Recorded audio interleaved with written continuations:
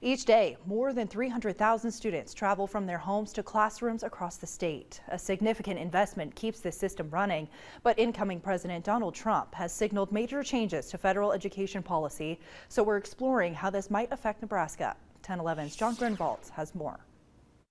It's safe to say federal dollars impact tens of thousands of students across the state every year, but the possible ripple effects of major cuts are still murky.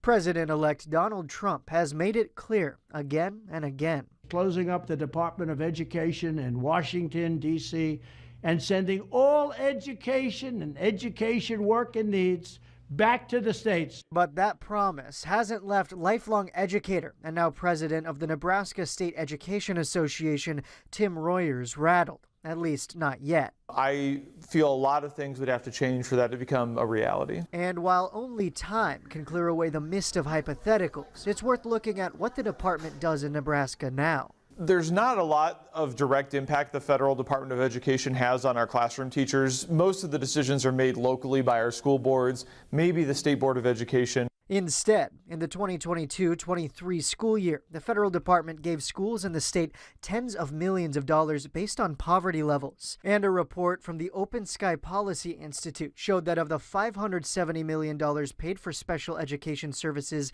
in 2020-21, about $30 million came from the feds. But that funding also acts as an enforcement stick, making sure schools meet a certain threshold of accessibility. That's the piece that keeps our schools accountable to making sure they provide the special education services our kids deserve.